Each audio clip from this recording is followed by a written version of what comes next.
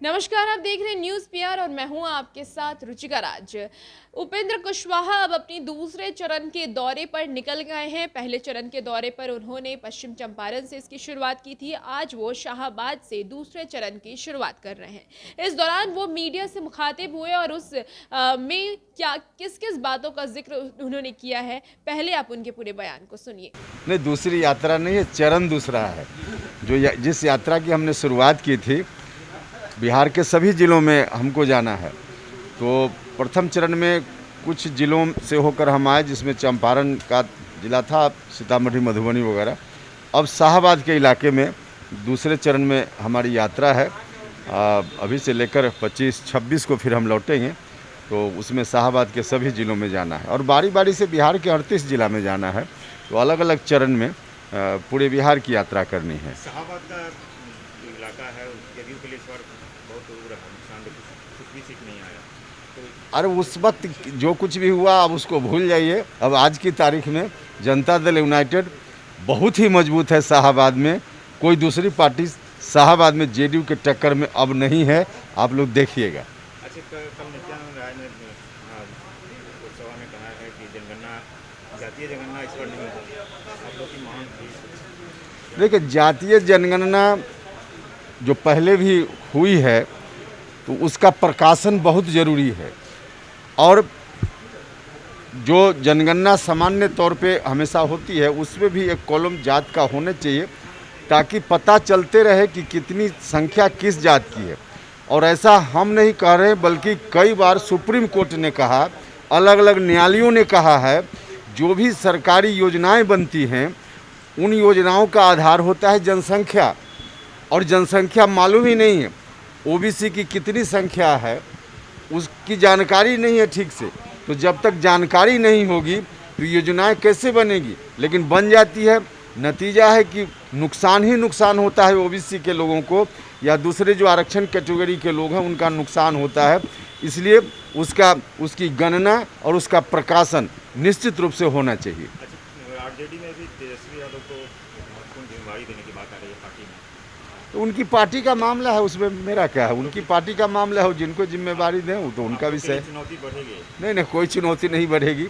आज भी राष्ट्रीय जनता दल को तेजस्वी यादव ही चला रहे हैं, सब लोगों को मालूम है।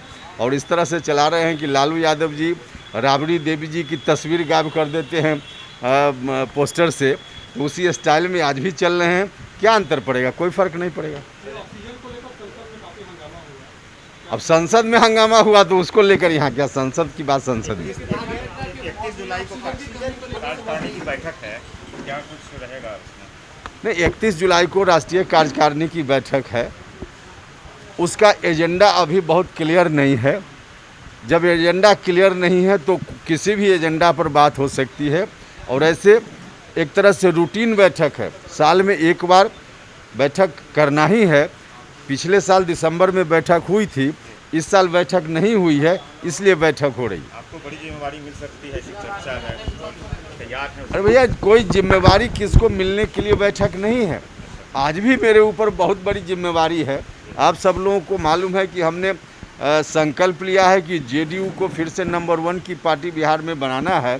तो यह कम जिम्मेवारी है क्या? बहुत बड़ी जिम्मेवारी है। तो आपने सुना कि किस प्रकार से उपेंद्र कुशवाहा अपनी बातों को रखते नजर आ रहे हैं। उनका कहना है कि शाहाबाद से उनकी पार्टी मजबूती से खड़ी है और जदयू के टक्कर में दूर दूर तक कोई नहीं है। साथ साथ जनगणना को लेकर के भी उन्होंने कई तरीके की बात कही है। आपको बताएं कि जनगणना को लेकर के उनका कहना है कि अब केंद्र सरकार को जातीय जनगणना करानी चाहिए, क्योंकि राज्य सरकार की लगातार मांग है कि जातीय जनगणना हो, ताकि लोगों को जनसंख्या के बारे में पता चले और सरकार को भी इस बारे में पता चले कि कौन से जाति में कितने लोग हैं। इसे लेकर के राज्य सरकार लगातार इसकी मांग कर रही है, लेकिन अभी तक केंद्र सरकार की तरफ से कोई भी पहल इसको लेकर के नहीं की गई है।